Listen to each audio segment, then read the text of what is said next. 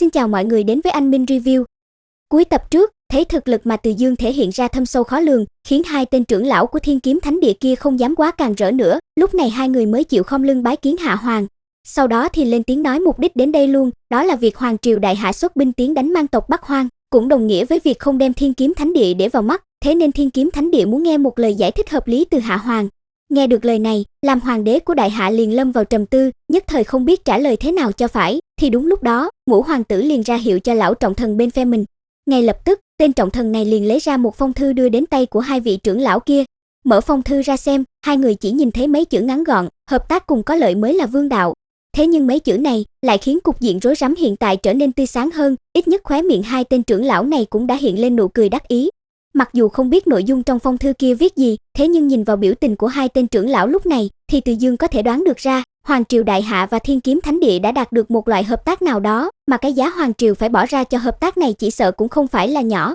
Và cũng đúng như Từ Dương suy đoán, ngay sau đó, thì một tên trưởng lão của Thiên Kiếm Thánh Địa cũng lên tiếng, hắn nói Thiên Kiếm Thánh Địa sẽ không che chở cho mang tộc Bắc Hoang trong trận chiến này, thế nhưng hoàng đế của Hoàng triều đại hạ cần phải có một chút thành ý, đó là để một trong hai vị hoàng tử ở đây gia nhập Thiên Kiếm Thánh Địa, như thế thì hợp tác giữa hai bên mới có thể bền lâu được. Nghe được lời này, Ngũ hoàng tử và Bát hoàng tử đều có chút chần chừ, bọn họ cũng đoán được ra, nguyên nhân mà Thiên Kiếm Thánh Địa đưa ra yêu cầu này rất có khả năng liên quan đến bộ kiếm pháp mà Từ Dương vừa truyền thụ, không những thế, nếu như đồng ý gia nhập Thiên Kiếm Thánh Địa thì cũng đồng nghĩa với việc từ bỏ tư cách kế thừa hoàng vị. Trong bầu không khí căng thẳng, thì Bát hoàng tử đột nhiên lên tiếng, đùn đẩy trách nhiệm này sang cho Ngũ hoàng tử, và theo như hắn giải thích, thì thiên phú kiếm đạo của Ngũ hoàng tử cao hơn hắn, thế nên để Ngũ hoàng tử gia nhập Thiên Kiếm Thánh Địa là thích hợp nhất. Ngũ hoàng tử nghe vậy thì định lên tiếng phản bác, thế nhưng hắn phát hiện ra con đường tiến đến hoàng vị của mình đã bịp kín. Nếu như lúc này cự tuyệt, thì Thiên Kiếm Thánh Địa sẽ vì chuyện này mà hủy bỏ hợp tác, chỉ sợ hoàng triều cũng sẽ vì đó mà gặp đại nạn, như vậy hắn sẽ trở thành tội nhân thiên cổ, chứ nói gì đến cơ hội kế thừa hoàng vị nữa.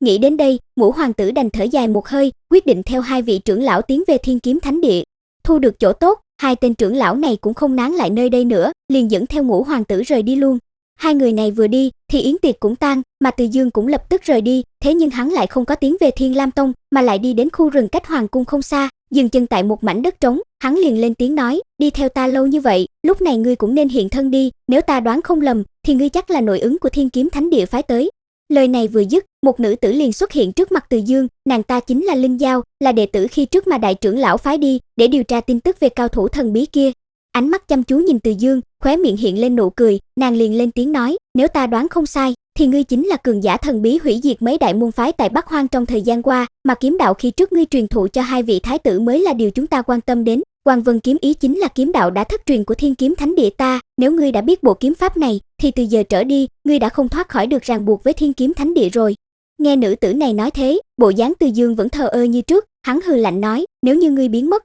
thì Thiên Kiếm Thánh Địa cũng không tìm được ta, lúc đấy thì còn gì ràng buộc nữa. Linh Giao nghe vậy thì cũng không nói gì, trường kiếm trong tay liền vung lên, kinh khủng kiếm ý theo đó bộc phát ra, hướng Từ Dương đâm tới, nàng muốn trực tiếp đem tên này bắt về Thiên Kiếm Thánh Địa. Đối mặt với công kích đó, Từ Dương cũng không có chậm trễ, cường đại kiếm khí từ hai ngón tay liền bộc phát, ngưng tụ thành vô số kiếm khí, mang theo khí thế phô thiên cái địa hướng Linh Giao đè ép tới. Trong nháy mắt, kinh khủng kiếm ý điên cuồng va chạm vào nhau, bạo phát ra từng đạo tiếng nổ kinh người. Đúng lúc đó, thân thể Từ Dương quỷ dị biến mất, chớp mắt đã xuất hiện phía sau Linh Giao rồi, chỉ thấy ngón tay hắn điểm ra, tức khắc một cổ lực lượng tịnh hóa cường đại trong nháy mắt liền bạo phát, đem ngụy trang trên người nàng tháo bỏ xuống. Nhìn dung mạo vốn có của nữ tử trước mặt, Từ Dương có chút kích động lên tiếng, nữ kiếm tu trẻ tuổi mạnh nhất của Thiên Kiếm Thánh Địa, thật không nghĩ tới, lần này bọn họ lại phái ngươi đi làm nội ứng, thế nhưng lần này ngươi gặp phải ta, thì sau này có một nhiệm vụ cần ngươi hoàn thành. Nói dứt lời, Từ Dương cũng không có giải thích gì thêm, ngón tay đưa ra, chỉ về phía mi tâm Linh Giao, bố trí một đạo chú ấn trong não hải để khống chế nàng ta, sau đó cưỡng ép nàng đi lên linh thuyền,